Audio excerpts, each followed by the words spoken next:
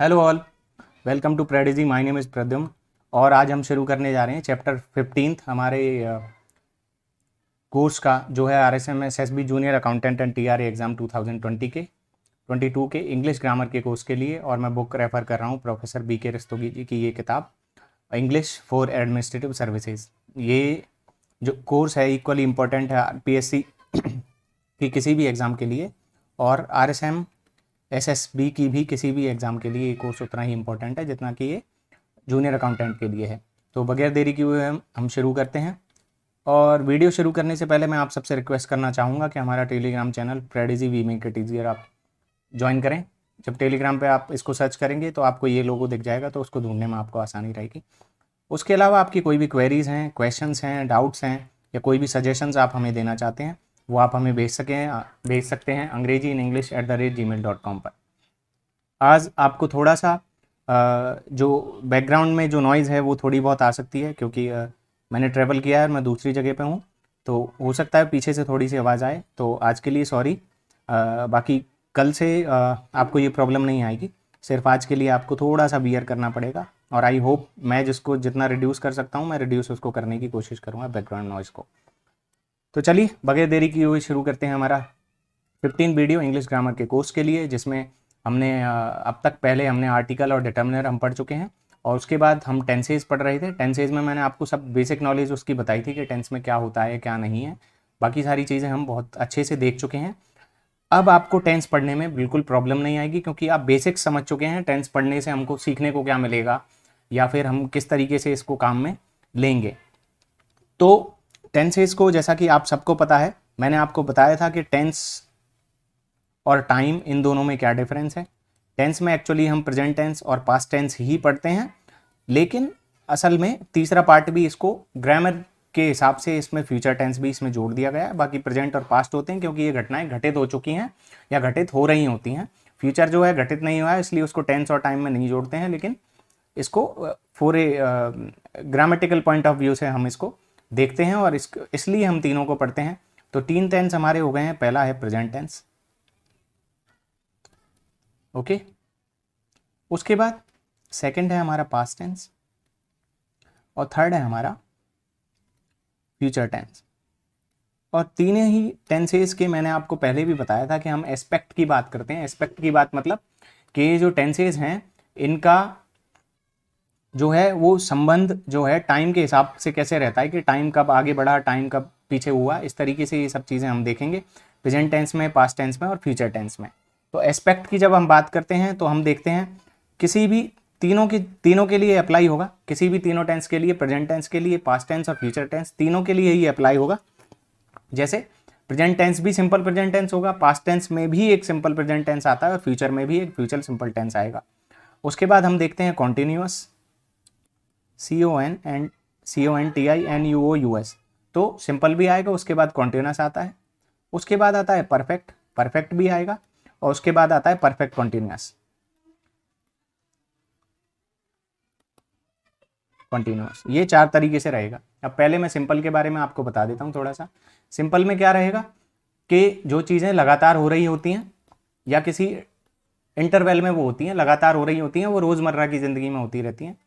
Continuous में वो चीज़ें आती हैं जो शुरू तो हो चुकी हैं लेकिन ख़त्म नहीं होती हैं।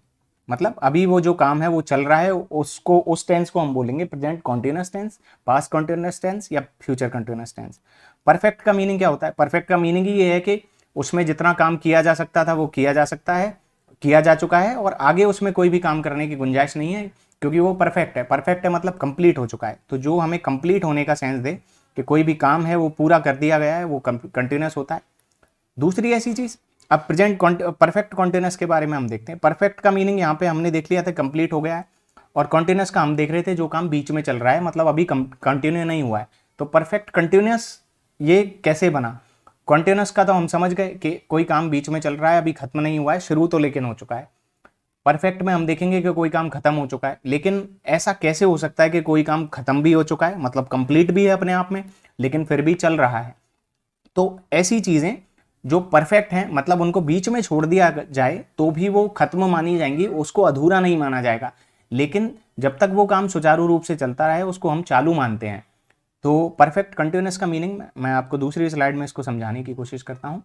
तो परफेक्ट कंटिन्यूस के बारे में हम बात करते हैं थोड़ा डिटेल में। परफेक्ट है भी है और कॉन्टिन्यूस भी है। ऐसा काम जो परफेक्ट भी है और कॉन्टिन्यूस भी है, जैसे मैं आपको सिर्फ बोल के बता रहा हूँ यहाँ पे, जैसे ये कोई घर है, इस घर में मैं 5 साल से रह रहा हूँ, ठीक है, तो मैं इसमें जब तक रह रहा हूँ वो मेरे लिए परफेक्ट है, ठीक है। इस काम को आप आधा अधूरा नहीं बोल सकते, ये काम बीच में छोड़ने जैसा नहीं है। जैसे मान लो मैंने आज ही इस घर में रहना छोड़ दिया है, ठीक है, और कल से मैं यहाँ पे नहीं रहूँगा, ठीक है, तो मैं इस घर में 5 साल से रह रहा हूँ, 5 साल से मैं इस घर में रह रहा हूँ, लेकिन आज मैं रहना बंद कर देता हूँ, तो क्या मेरा रहना है वो इनकम्प्लीट माना जाएगा? नहीं, मैं जितना रह चुका हूँ उतना मैंने कंप्लीट कर लिया है। इस काम को आप अधूरा नहीं बोल सकते, ये काम मैंने अधूरा नहीं छोड़ा है। तो ऐसी चीज़ें जो अपने आप में, उनको जब भी आप बीच में छोड़ें तो वो फिर भी वो परफेक्ट रहेंगी, उसको अधूरा नहीं आप बोल सकते। और कंटिन्यूस का मतलब तो हो ही रहा है कि कुछ चीज़ें बहुत जो हैं वो बहुत समय से लगातार चल रही हैं। जो काम बीच में चल रहा है उसको कंटिन्यूस बोलते हैं। तो परफेक्ट कंटिन्यूस का मीनिंग वो रहा, ऐसे काम जो कंटिन्यू चल रहे हैं लेकिन अगर उन्हें बीच में छोड़ दिया जाए, ऐसे काम जो कंटिन्यू चल रहे हैं लेकिन उन्हें बीच में छोड़ दिया जाए, यहीं पे आप उसको खत्म कर देंगे तो भी उसको अधूरा नहीं माना जाएगा, खत्म नहीं माना जाएगा। दो चीजें होती हैं, खत्म होना मतलब बीच में कोई चीज खत्म हो जाती है, दूसरा होता है पूरा होना। तो ऐसे कामों को हम मानते हैं कि वो पूरे हो चुके हैं, वो खत्म नहीं हुए होते हैं, उनको बीच में तोड़ा नहीं गया है, बीच में उसमें ब्रेक नहीं आया है। तो इस तरीके से ये रहेगा। उसके बाद अब हम नेक्स्ट स्लाइड की ओर चलते हैं। ये पेन थोड़ा सा हैंग हो गया तो उसके लिए सॉरी। नेक्स्ट स्लाइड की तरफ हम आगे बढ़ते हैं। तो नेक्स्ट स्लाइड में हम देखेंगे अब सारे टेंसेस के बारे में हम बात करेंगे। पहला है हमारा प्रेजेंट टेंस, ठीक है, ऐसे ही पास्ट टेंस भी हमारा आएगा और फ्यूचर टेंस भी हमारा आएगा। तो आपके लिए एज ए टेबल बना के मैं लिख दूं कि सब में सारी चीज़ें होती हैं।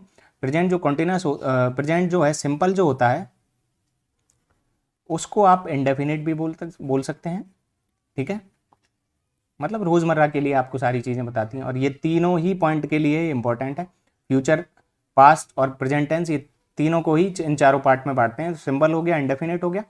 उसके बाद हमारा आ जाता है कॉन्टिन्यूस।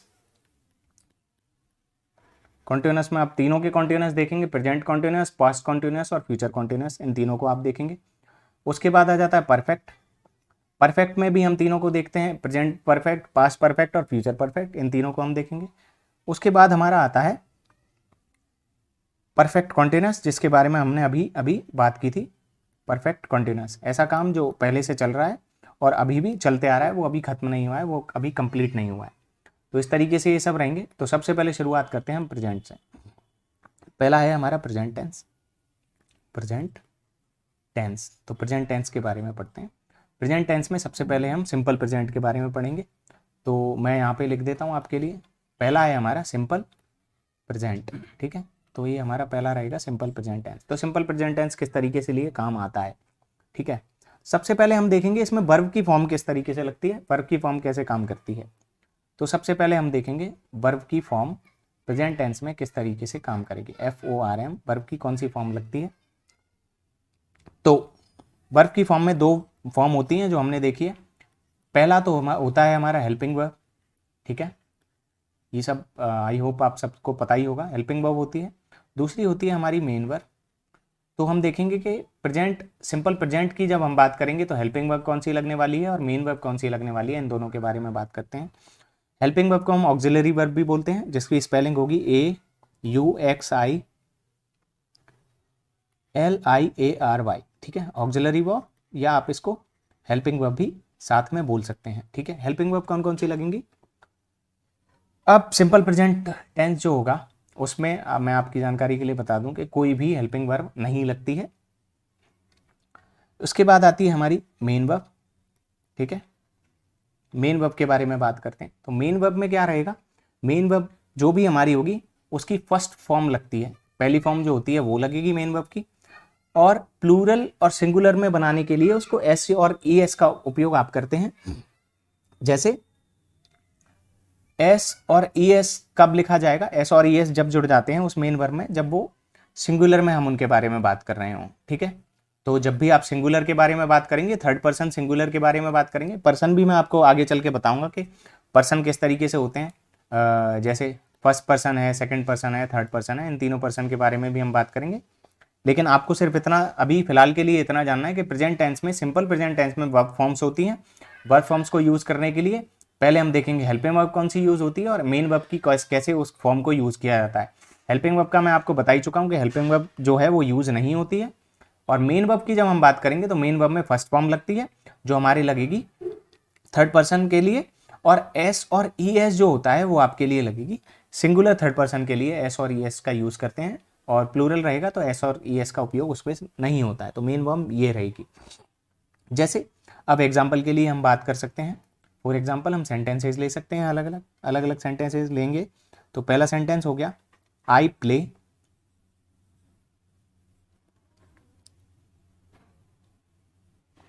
ठीक है, बट ही प्लेस।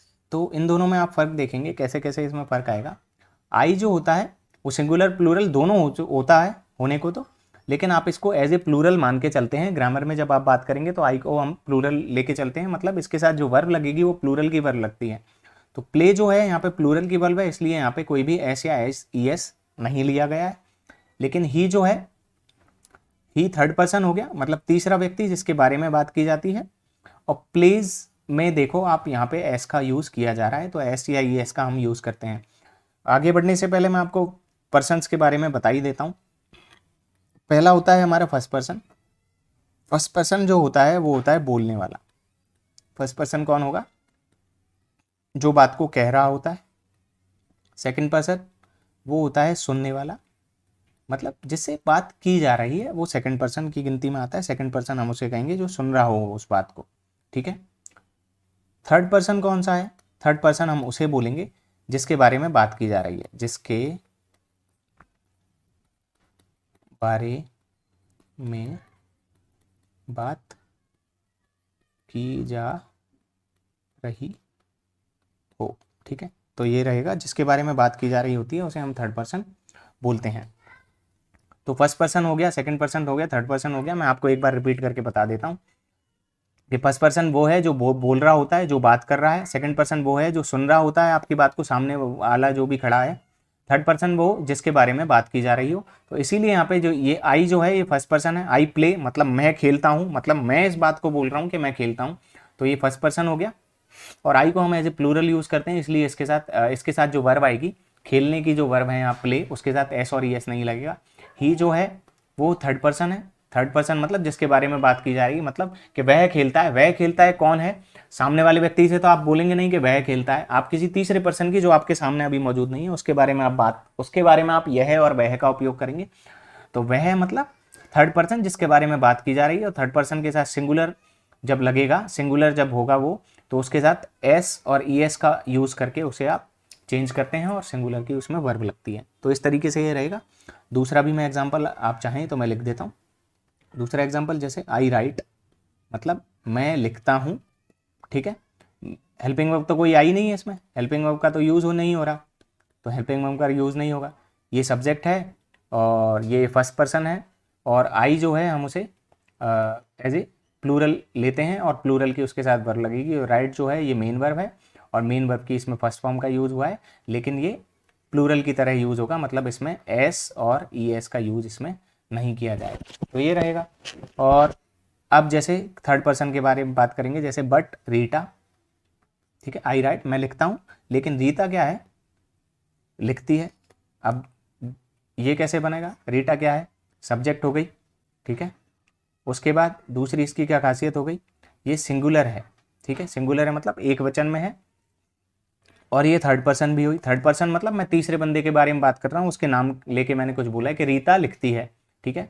तो रीटा या रीता आप बोल रहे हैं, रीता लिखती है। राइट्स जो हो गया ये मेन वर्ब हो गई इसकी, ये इसका मीनिंग हो गया लिखना, और एस और ई एस का इसमें यहाँ पे यूज़ किया गया है क्योंकि रीटा जो है सिंगुलर थर्ड पर्सन है, इसलिए राइट के बाद जो राइट जो स्पेलिंग होती है लिखने की WRITE, इसके बाद आपने एस का यूज़ करके इसको चेंज किया है, क्योंकि सिंगुलर थर्ड पर्सन के साथ आप एस और ई एस का यूज़ करके उसको चेंज करते हैं मेन वर्ब को, ठीक है।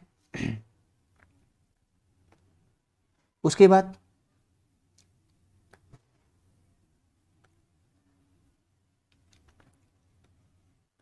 Present simple form of verb, FORM form of verb, present simple form of verb use की जाती है, मतलब किसी भी वर्ब की बी फॉर्म उसमें यूज़ की जाती है। अब सिंपल प्रेजेंट में बी फॉर्म को कैसे यूज़ करेंगे, और यहाँ पे जो बी फॉर्म होगी ये मेन वर्ब की तरह काम करेगी, हेल्पिंग वर्ब की तरह काम नहीं करेगी। आपने ये सारे एग्जांपल हेल्पिंग वर्ब के पढ़े होंगे, लेकिन यहाँ पे ये मेन वर्ब का काम करती है। और बी जो यहाँ पे मीनिंग देगा वो होने का मीनिंग देगा, होना, मतलब वो व्यक्ति जो है जिसके बारे में बात की जा रही है वह क्या है, इसके बारे में वो बताता है। और बी फॉर्म की जो वर्ब्स हैं वो कौन कौन सी हैं, मतलब बी फॉर्म की जो वर्ब हैं वो कौन कौन सी होती हैं उनके बारे में बता देता हूँ। पहला है इज़, दूसरा है एम, उसके बाद है आर, ठीक है। अब प्रेजेंट में ये रहेगा, इज एम और आर रहेंगी, तो इसके बारे में हम बात करते हैं। और ये पिछली वीडियो में मैंने आपको बताया था कि इज एम और आर जो हैं ये बी फॉर्म की वर्ब होती हैं। हैज़ हैव हेड वाली मैंने भी आपको बताया था, हैज़ हैव हेड की भी वर्ब्स के बारे में मैंने आपसे बात की थी। तो ये इस तरीके से काम करेगा, तो बी फॉर्म ऑफ वर्ब यहाँ पे यूज़ की जाती हैं, तो इस तरीके से ये चलेगा। Present simple form of verb में बी जिसका मीनिंग होता है किसी व्यक्ति का क्या है, मतलब इसका जवाब आपको मिलता है कि वो क्या है। और बी फॉर्म की वर्ब कौन कौन सी हैं, इज़ है, एम है और आर है, तो इस तरीके से इसका यूज़ किया जाएगा यहाँ पे। जैसे आप एग्जाम्पल्स देख लेते हैं, एग्जाम्पल में किस तरीके से ये चीज़ काम करेगी। एग्जाम्पल में आप देखेंगे I am a lecturer, LECTURER, ठीक है। आई एम ए लेक्चरर मतलब मैं क्या हूँ, एक लेक्चरर हूँ। तो यहाँ पे एम का मीनिंग है होने को दर्शाता है कि वो व्यक्ति क्या है, ठीक है। क्या है का जवाब आपको यहाँ से मिलता है, तो ये यहाँ पे मेन वर्ब का काम करती है। किसका काम करेगी, मेन वर्ब का, ना कि हेल्पिंग वर्ब का काम करती है। आई जो है सब्जेक्ट है, और ये इसको हम एज ए प्लूरल लेते हैं, इसलिए लेक्चरर जो होगा ये प्रोफेशन का नाम हो गया, ये यहाँ पे ऑब्जेक्ट का काम कर रहा है, तो इस तरीके से यूज़ किया जाएगा। दूसरे इसके सेंटेंसेज में लिख देता हूँ आपकी सुविधा के लिए। दूसरा जैसे कैसे हो गया, Raju, RAJU, Raju is an officer, OFFICER, ठीक है। राजू इज़ एन ऑफिसर, ये रह गया। तो राजू क्या है, सब्जेक्ट है, सिंगुलर है, तो सिंगुलर के साथ मेन वर्ब जो यहाँ पे लगेगी होने को ये दर्शा रहा है, इज जो है, और ये सिंगुलर वाली लगेगी, और सिंगुलर जो वर्ब है इसमें जो इज़ लगती है, ठीक है। आई के साथ एम लगता है, इज़ लगेगा सिंगुलर के साथ, और बाकी जितने भी उसके साथ रहेंगे वो प्लूरल रहेंगे, उनके साथ आर लगता है, ठीक है। राजू इज़ एन ऑफिसर, यहाँ पे आप आर्टिकल का यूज़ दे सकते हैं। ऑफिसर ओ से शुरू हो रहा है, ठीक है, और ओ से शुरू हो रहा है मतलब वोवल साउंड से शुरू हो रहा है। वोवल साउंड मतलब स्वर की साउंड से जब शुरू होता है तो AN में से एन का यूज़ हम करते हैं। तो इस तरीके से ये एग्जाम्पल हो गया।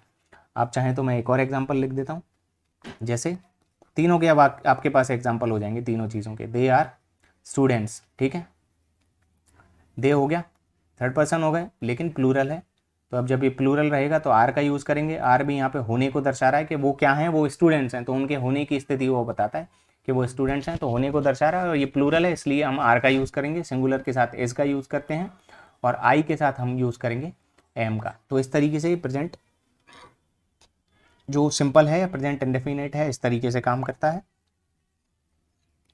और इसमें जो एक्शंस हैं, जैसे यहाँ पे होने को तो दर्शाता है, अब एक्शन जो हैं वो रिपीटेटिव कामों को भी यहाँ पे दर्शाने की कोशिश करते हैं। रिपीटेटिव मतलब ऐसे कार्य जो लगातार किए जाते हैं, ठीक है, मतलब एक सेम इंटरवल ऑफ टाइम में कोई काम लगातार किया जाता है तो उसे हम रिपीटेटिव एक्शन बोलते हैं। वो काम बार बार एक इंटरवल के बाद किया जाते हैं, ठीक है। जैसे ऐसी कौन कौन सी चीज़ें होती हैं जो रिपीटेटिव हो सकती हैं, पहली तो आदत, जैसे मैं रोज़ सुबह कॉफ़ी पीता हूँ, तो ये मेरी हैबिट हो गई, आदत हो गई, तो मैं रोज़ सुबह कॉफ़ी पीता हूँ। ता है, ते है, ती है, ये आपने पढ़ा होगा, लेकिन फ़िलहाल के लिए आप वो वाला सिस्टम भूल जाएं सीखने के लिए कि ता है, ते है, ती है आपने रट लिया और उससे काम हो गया। हैबिट मतलब ऐसे काम, सेंटेंस पढ़ के आपको जैसे भी ऐसा लगे कि ये काम रेगुलर होता है और ये प्रेजेंट टेंस का है, तो वो आपको इंडेफिनिट के लिए काम करेगा आपके लिए। उसके बाद हमारा हो गया हैबिट के बाद वो होता है यूनिवर्सलिटी के लिए बात करता है। यूनिवर्सलिटी मतलब ऐसी चीज़ें जो परमानेंट हैं सब चीज़ के लिए, मतलब यूनिवर्सल हैं, जो हमेशा के लिए सत्य होती हैं, ऐसी चीज़ें। उसके बाद हो गया यूनिवर्सल मतलब जो सार्वभौमिक सत्य तरीके की जो चीज़ें होती हैं वो, जैसे 2 और 2 4 होते हैं, ठीक है, honesty is the best policy, ठीक है, इस तरीके की चीज़ें या कहावतें कई बार होती हैं। तीसरा है प्रोफेशन। अब जब आदमी किसी प्रोफेशन में होता है, किसी जॉब में होता है, किसी नौकरी में होता है या कोई काम कर रहा होता है, तो वो उसका रिपीटेटिव काम बन जाता है। जैसे आप ऑफिस जाने वाले लोग हैं जो मंडे टू सैटरडे रोज ऑफिस जाते हैं, तो ये प्रोफेशन वाला जैसे काम हो गया। आपका काम हो गया वो और आप रिपीटेटिव एक्शन की तरह उसको काम करते हैं। तो रिपीटेटिव काम क्या हो गया? पहली तो हैबिट कि आपको किसी काम करने की आदत है और वो आपको रिपीटेटिवली आप किसी ना किसी इंटरवल में आप उसको करते रहते हैं। दूसरा यूनिवर्सलिटी, ऐसी चीज़ जो सार्वभौमिक सत्ता होती है, सबके लिए काम में करती है।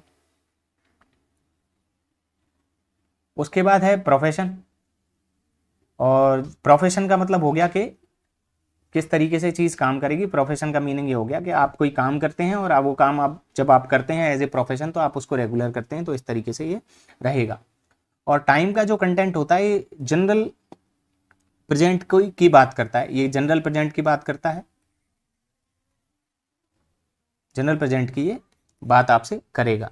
जैसे अब इसमें हम देख लेते हैं कि इसका जो रूल है वो किस तरीके से बनेगा, क्या इसका फॉर्मेट रहेगा। फॉर्मेट्स के बारे में हम बात कर लेते हैं इसके लिए। तो फॉर्मेट कैसा रहने वाला है, तो पहला फॉर्मेट मैं आपको लिख के बता देता हूं।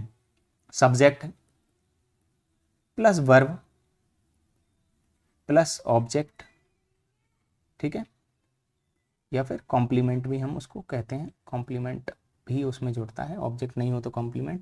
प्लस उसके बाद आता है एडजेक्टिव ऑफ फ्रीक्वेंसी, ठीक है, फ्रीक्वेंसी के एडजेक्टिव को आपको उसमें दिखाता है, ठीक है। एडजेक्टिव ऑफ फ्रीक्वेंसी मतलब कि कितने समय में वो काम किया जा रहा है, मतलब रिपीटिशन कब होता है, इस सब चीज़ के बारे में बताएगा। मैं एक सेंटेंस लिखता हूँ, उसमें आपको ये सारी चीज़ें बताऊंगा, सब्जेक्ट क्या है, वर्ब क्या है, ऑब्जेक्ट क्या है, ऑब्जेक्ट या कॉम्प्लीमेंट क्या है, एडजेक्टिव ऑफ फ्रीक्वेंसी क्या चीज़ है, ठीक है। तो मैं सबसे पहले एक सेंटेंस लिख देता हूँ। जैसे पहला है CHRISTIANS, Christians go to church every Sunday. Christians go to church every day. तो ये कैसे लिखेंगे हम, Christians go to church every day. तो सबसे पहले हम देखते हैं क्रिश्चियन जो है वो यहाँ पे सब्जेक्ट हो गया, गो हमारा वर्ब हो गया, ऑब्जेक्ट जो हो गया ये चर्च हो गया, ठीक है। एवरी डे हमारा हो गया एडजेक्टिव ऑफ फ्रीक्वेंसी। तो इस तरीके से ये हो जाएंगे, सब्जेक्ट हमारा क्रिश्चियंस हो गया, वर्ब जो है वो हमारा गो हो गया, ऑब्जेक्ट हमारा हो गया चर्च, और एडजेक्टिव ऑफ फ्रीक्वेंसी जो है हमारा हो गया एवरीडे, एवरी मतलब रोजाना। तो ये किस तरीके से काम करेगा मैं आपको बता देता हूँ। पहली बात तो यहाँ पे हमने लिया है सब्जेक्ट, सब्जेक्ट मतलब काम को करने वाला, तो क्रिश्चियंस है, क्रिश्चियंस जाते हैं चर्च रोज। अब यहाँ पे आपको दिख रहा है कि ये रेगुलर होने वाला काम है, ये किसी की आदत में शुमार है या रेगुलरली वो इस काम को करते हैं, तो क्रिश्चियंस हो गया। क्रिश्चियंस के बाद गो लगा है, आपने गोज भी एक जगह पे पढ़ा होगा, गोज होता है ये सिंगुलर के साथ लगता है। अब क्रिश्चियंस की जगह मान लो मैं राम लिख देता आपके लिए, तो राम कौन हो गया, राम सिंगुलर हो गया, सिंगुलर के साथ गो के बाद एस या ई एस लगेगा, तो गो में ई एस लगता है तो ये गोज हो जाएगा। क्रिश्चियंस यहाँ पे प्लूरल है तो उसके साथ गो लगेगा, क्योंकि उसके बाद एस या ई एस नहीं लगता है वर्ब की फॉर्म में, ठीक है। वर्ब जो है यहाँ पे ये मेन वर्ब हो गई, जैसा कि हमने देखा था सिंपल प्रेजेंट में कोई भी हेल्पिंग वर्ब यूज नहीं होती है। ऑब्जेक्ट समझना बिल्कुल आसान है कि जिस पे काम किया जा रहा है, क्रिश्चियंस क्या करते हैं, राम क्या करता है, चर्च जाता है, तो ये हो गया।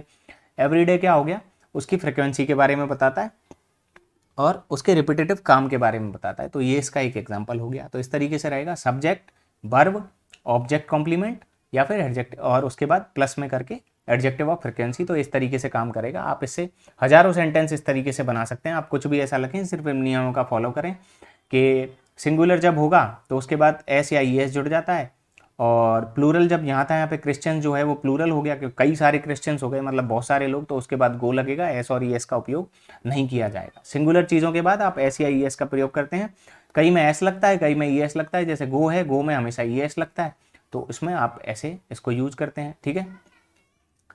इस तरीके से ये काम करेगा। जैसे प्ले है, प्ले में आपने देखा कि एस लगता है ऐसे, तो ये बहुत सी, ये तो बिल्कुल बेसिक चीज़ें, ये तो आपको पता ही रखनी चाहिए कि गो को गोज बनाने के लिए ये एस का यूज़ करेंगे, प्ले को प्लेज बनाने के लिए प्लेज एस का यूज़ करेंगे। तो ये बहुत ही बेसिक चीज़ है, ये स्कूल गोइंग बच्चों को पढ़ाने की चीज़ है। वो मुझे लगता नहीं है कि आपको पढ़ानी चाहिए या आपको मैं ऐसी छोटी छोटी चीज़ें सिखाऊँ, ये बिल्कुल आपको पढ़ने की ज़रूरत नहीं है। बाकी आपको ये फॉर्मेट जो है इसको समझने की बहुत ज़्यादा ज़रूरत थी, वो मैंने आपको बता दिया। सिंगुलर और प्लूरल के साथ किस तरीके से यूज़ करेंगे वो भी मैं आपको बता चुका हूँ। आपके लिए जो जानना ज़रूरी है वो मैं आपको बता चुका हूँ, आपके लेवल के जो स्टूडेंट्स होते हैं उनके लिए।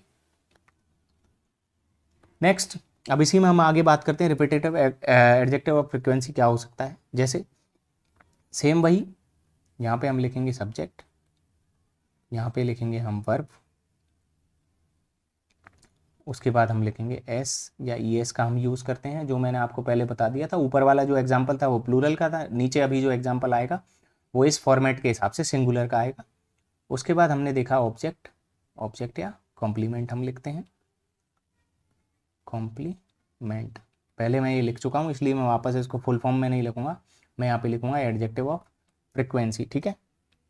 और आपको इसकी स्पेलिंग सही रंग से ऊपर मैं लिख देता हूँ, ये आगे जब भी मैं ए ऑफ लिखूँ तो वो आप समझेंगे एडजेक्टिव ऑफ फ्रिक्वेंसी। तो ये रहेगा ADJECTIVE एडजेक्टिव, सॉरी यहाँ पे ये लगेगा एडजेक्टिव ऑफ फ्रिक्वेंसी, FREQUENCY, ठीक है। तो एडजेक्टिव ऑफ फ्रिक्वेंसी रहेगी ये वाली चीज़। उसके बाद तो इसको कैसे यूज़ करेंगे हम वो देख लेते हैं। जैसे ही, READS reads novels, NOVELS novels daily, ठीक है। अब कैसे काम करेगा, ही यहाँ पे सब्जेक्ट हो गया। यहाँ पे मैं बार बार आपको ये सारी चीज़ें ऐसे लिख रहा हूँ क्योंकि आप जब खुद भी ये चीज़ें सॉल्व करें तो आप ये यहाँ पे देखें कि ये कौन सी चीज़ है। ये पहली बात तो ये ही जो है वो सब्जेक्ट है, ही क्या है, सिंगुलर है क्योंकि एक वचन की हम बात कर रहे हैं। ही जो है वो थर्ड पर्सन है क्योंकि हम तीसरे व्यक्ति की बात कर रहे हैं। जब नाम लेके किसी के बारे में बात की जाती है तो तीसरे बंदे के लिए हम बात करते हैं। अगर मैं खुद के लिए बात करूँगा तो अपना नाम लेके बिल्कुल बात नहीं करूँगा कि जैसे मेरा नाम है प्रद्युम्न तो मैं बोलूँ प्रद्युम्न नॉवल डेली पढ़ता है, कोई भी ऐसे इस तरीके से बात नहीं करता है।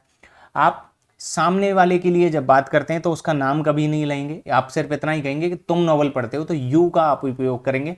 आप तीसरे व्यक्ति के बारे में जब बात करते हैं तब या तो आप उसको वह से संबोधित करेंगे कि ही और शी, मतलब वह, या फिर आप उसका नाम लिखते हैं सीधे, तो थर्ड पर्सन में आपको दिख जाएगा, या तो नाम लिखा होगा या ही और शी का उपयोग आपको दिख जाएगा, तो सीधे से समझ में आएगा ये थर्ड पर्सन की बात की जा रही है। वर्ब आपने देख लिया, यहाँ पे वर्ब का यूज हुआ है और वर्ब में एस या ई एस लगेगा, और रीड के बाद जो लगता है वो एस लगता है, तो रीड के बाद एस लगा के इसको रीड्स बना दिया गया। कारण क्या है, क्योंकि ही जो है वो सिंगुलर है, सब्जेक्ट तो है ही, सबसे पहले वो लगा हुआ है, उसी के द्वारा काम किया जाए, तो सिंगुलर है और थर्ड पर्सन में है, मतलब तीसरे बंदे के बारे में बात की जा रही है, जिसके बारे में बात की जाती है वो, ठीक है। ये ऑब्जेक्ट हो गया, और एडजेक्टिव ऑफ फ्रिक्वेंसी मतलब हो गया डेली, ये जो काम है ये रोज किया जाता है। तो इस तरीके से ये इसका फॉर्मेट रहा। ऊपर वाला जो फॉर्मेट था, जैसे ये वाला नहीं, इससे पहले था, ठीक है, यहाँ था, ठीक है। तो यहाँ पे था सब्जेक्ट हमने देख लिया, यहाँ पे प्लूरल वाला एक इन्होंने फॉर्मेट बना के दे दिया हमें, ठीक है। और इसी में मैंने आपको सिंगुलर भी समझा दिया था, लेकिन इन्होंने अलग से दे रखा है, तो मैंने वापस से आपको समझाने के लिए इसको वापस से लिख दिया। ये सिंगुलर वाला फॉर्मेट हो गया। अब देखते हैं हम आगे कौन से फॉर्मेट के बारे में बात करता है, उसके बारे में हम बात कर लेते हैं, ठीक है। तो उसके बाद फॉर्मेट हमको देख रखा है, आई वाला फॉर्मेट दे रखा है, उसके बारे में बात कर लेते हैं। जैसे सब्जेक्ट हो गया उसके बाद हो गया इज, एम, आर, ये हो गया सिंगुलर प्लूरल दोनों के लिए, ठीक है। और उसके बाद हो गया एडजेक्टिव, ADJECTIVE, ठीक है। तो इस तरीके से ये काम करेगा। जैसे अब सेंटेंस हम ले लेते हैं, आई एम ए टीचर। दूसरा हम ले लेते हैं, दे आर ऑनेस्ट, ठीक है। ये हॉनेस्ट नहीं होता है, ऑनेस्ट होता है। और एक और मैं कोई चीज़ बताना चाह रहा था, अभी ऊपर की स्लाइड्स में मैं वो देख के आपको एक बार बताने की कोशिश करूँगा। आई एम ए टीचर, आई है, इसको एज ए प्लूरल यूज़ करते हैं, सिंगुलर प्लूरल दोनों के लिए यूज़ होगा। आई का मतलब हो गया मैं, तो ये सिंगुलर होता है, बाकी इसको प्लूरल की तरह यूज़ करते हैं। और यहाँ पे आप जो लेंगे, और ये बी फॉर्म जब आप यूज़ कर रहे हैं तो उसमें सिर्फ एम का यूज़ करते हैं, तो एम का यूज़ हमने यहाँ पे कर दिया, और एज ए टीचर यहाँ पे ये लिख दिया। तो दे जो होगा यहाँ पे प्लूरल हो जाएगा, प्लूरल के साथ आप आर का यूज़ करते हैं, सिंगुलर के साथ आप इज का यूज़ करते हैं, तो दे आर ऑनेस्ट। ये इस तरीके से काम करेगा। Just a second. तो आज के लिए सिर्फ इतना ही, हमने प्रेजेंट टेंस में देख लिया इसके किस तरीके से। सबसे पहले हमने देखा, आज वापस से हम देख लेते हैं, रिवाइज कर लेते हैं कि हमने आज क्या क्या पढ़ा, कैसे कैसे पढ़ा। सबसे पहले हमने ये देख लिया था कि हम कल क्या पढ़ चुके थे। उसके बाद हमने आज टेंसेज चालू किए। टेंसेज में हमने देखा कि टेंस किस तरीके से काम करते हैं, और उसके एस्पेक्ट के बारे में हम बात कर ली, और टाइम और टेंस के डिफरेंस के बारे में हमने बात कर ली। उसके बाद हमने सारे टेंसेस देखे, कौन कौन से टेंस होते हैं, प्रेजेंट हो गया, पास्ट हो गया और फ्यूचर हो गया, और इन सब के एस्पेक्ट्स की बारे में बात कर ली थी। 4 एस्पेक्ट होते हैं। पहला है इंडेफिनिट, ठीक है, इंडेफिनिट, या उसको आप सिंपल भी बोल सकते हैं। दूसरा हमने देख लिया था कॉन्टीन्यूअस, ठीक है। उसके बाद हमने देख लिया था परफेक्ट, उसके बाद देख लिया था हमने परफेक्ट कॉन्टीन्यूअस, ठीक है। इसमें स्पेलिंग देखने की ज़रूरत नहीं है, मैंने सिर्फ ये रिवाइज करने के लिए आपके सामने लिखा है, तो आपको स्पेलिंग पे गौर करने की ज़रूरत नहीं है। ऊपर की स्लाइड्स में मैंने सारी स्पेलिंग्स सही ढंग से एकदम अच्छे से लिख दी हैं। और बाकी मैं स्पेलिंग्स को लिखते समय इसलिए भी बोलता हूँ क्योंकि मेरी राइटिंग थोड़ी सी ख़राब है, तो आपको कहीं पे भी राइटिंग को समझने में परेशानी आए उसके लिए मैं आपको सारी स्पेलिंग जो हैं वो लगभग जो भी थोड़ी डिफ़िकल्ट होती है उसको मैं बोल के आपको लिखवा देता हूँ, बोल देता हूँ, जिससे आपको उसको लिखने में परेशानी नहीं आए। तो हमने ये देख लिया था, टेंसेज के चारों पार्ट देख लिए थे। उसके बाद हमने आज सिंपल टेंस के बारे में बात की, सिंपल प्रेजेंट टेंस के बारे में बात की थी। सिंपल प्रेजेंट टेंस की हम सारी चीज़ें पढ़ चुके हैं, उसका फॉर्मेट क्या है, कौन कौन सी चीज़ें हो सकती हैं, सिंगुलर प्लूरल क्या है, first person, second person, third person क्या है, इन सब के बारे में हमने बात कर ली थी डिटेल में। तो हम इस सब के बारे में बात कर चुके हैं। एक अभी मैं जो ऊपर में बता रहा था कि मुझे क्या बोलना था, वो ये था कि लेक्चरर की स्पेलिंग तो ये होती है, लेकिन जब हम बोलते हैं लेक्चरशिप का, जैसे टीचरशिप होती है ऐसे लेक्चरशिप होती है, तो लेक्चरशिप हो जो होगी उसमें SHIP करके काम, लेक्चररशिप कुछ भी नहीं होता है, लेक्चरशिप जो होता है वो ही वो सही वर्ड है। तो आज के लिए से इतना ही। कल हम पढ़ेंगे यूज़, पढ़ेंगे इसके प्रेजेंट सिंपल टेंस के किस तरीके से यूज़ करना है। 15th वीडियो हमारी कंप्लीट हो चुकी है, तो इस तरीके से हमारा चलेगा, लगातार हम देखेंगे। और ये जो टेंसेज हैं इसमें थोड़ा मैं स्पीड बढ़ाने की कोशिश करूँगा, लेकिन स्पीड बढ़ाने का मतलब ये कहीं भी नहीं रहेगा कि क्वालिटी के साथ कभी भी शर्त नहीं लगाई जाएगी, क्वालिटी को बिल्कुल कम नहीं किया जाएगा। आपको सारी चीज़ें जो भी हैं वो पूरी सारी की सारी चीज़ें आपको पढ़ाई जाएंगी, आप इस बात के लिए बिल्कुल निश्चिंत रहें। तो आज के लिए बस इतना ही। थोड़ा सा बैकग्राउंड में जो नॉइज़ आई होगी उसके लिए मैं सॉरी बोलता हूँ, क्योंकि मैंने ट्रैवल किया है, मैं दूसरी जगह पे हूँ और कोई शांत जगह मुझे मिल नहीं पाई जहाँ पे मैं लेक्चर जो है वो रिकॉर्ड कर सकूँ। तो थोड़ा सा आपको प्रॉब्लम रहेगी, कल से आपको डेफिनेटली ये प्रॉब्लम वापस से नहीं आने वाली है। तो thank you so much, have a great day, bye bye, take care, thank you.